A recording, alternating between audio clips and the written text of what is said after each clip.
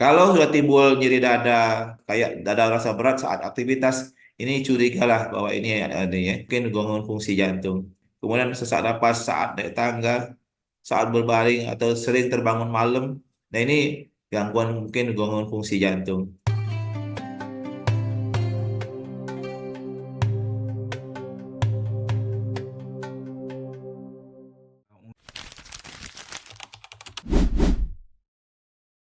Kemudian berdebar, kemudian pusing atau mau pingsan, ya, kaki bengkak, ya, kemudian sakit kepala hebat, kabur, pingsan, mimisan. Nah, ini harus hati-hati kalau kita sudah menemukan gejala-gejala ini. Ya, ini suatu apa alarm dari tubuh kita bahwa ada problem dengan pembuluh darah kita. Slide.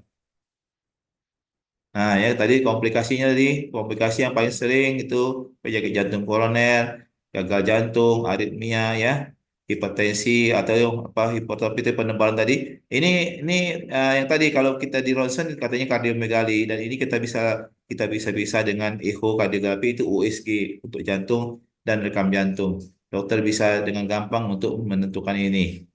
Dan ini paling juga sering terjadi tiba-tiba tensinya meninggi di atas 180, 120. Bisa saja dengan disertai dengan gangguan misalnya sakit kepala ya di sini. Ya ini harus harus segera dirawat dan ini harus segera diturunkan tensinya. Slide. Nah ini dibilang hipertensi itu minimal dokternya ngecek 2 atau 3 kali kunjungan. Bisa saja sekarang pasiennya datang dengan 160/100. Ternyata dia baru datang buru-buru, ditensi. Langsung tensi suruh masuk ke klinik. Eh, Minggu depan tanpa diobatin 120, 80. Itu tidak termasuk darah tinggi. Ya, itu respon aja. Tapi itu butuh butuh dicek sekali lagi. Dan ini kalau kalau memang ada alatnya, itu alat itu dipasang di lengan pasien itu nanti dibawa pulang. Pemeriksaan penunjang tadi rekam jantung, echo ya, atau tes labor, lihat tadi fungsi ginjalnya, gulanya, kolesterolnya ya. Dan ini kemudian dokter juga harus bertanya apakah ada riwayat keluarga yang meninggal karena sakit jantung usia muda ya, merokok apa tidak, diabetes atau tidak, ya kolesterol, obesitas, kemudian tadi gaya hidupnya, olahraga apa tidak, ya itu. Slide. Ini kalau darah tinggi, ya jadi yang disebut darah tinggi adalah 140 atau lebih, ya. Ada yang 139 atau lebih, tapi kita pakai di Indonesia ini 140 atau lebih sistolik dan atau diastolik 90 atau lebih, ya. Nah, ini kemudian ya slide. Nah, ya, jadi hipertensi, gagal jantung, aritmia, ini penyebab-penyebab ya ujungnya adalah sudden cardiac death.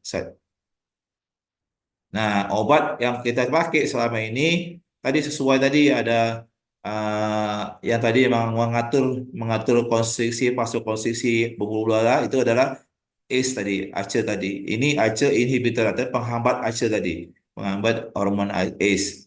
Kemudian kalau misalnya pakai ini batuk-batuk pasien kita kita bisa ganti dengan ARB. Jadi kalau sini obat ini yang ujungnya pril-pril ya, captopril, lisinopril ya. Ini pril. Kali ini sartan ya, losartan, kandesartan ya.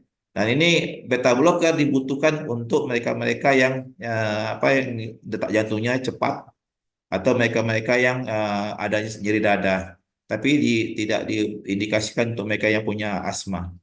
Dan ini kalsium channel blocker ini misalnya amlodipin, ya.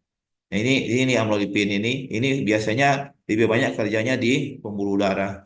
Ini untuk melemaskan pembuluh darah yang tadi apa sangat sangat apa apa konstriksinya sangat kuat ya. Nah itu ini untuk melemaskan sehingga ja- jantung akan memompa darah tidak terlalu capek, tidak terlalu kuat ya butuh tenaga untuk ini. Kemudian diuretik, diuretik ini dibutuhkan kalau memang tadi ada over volume ya over volume.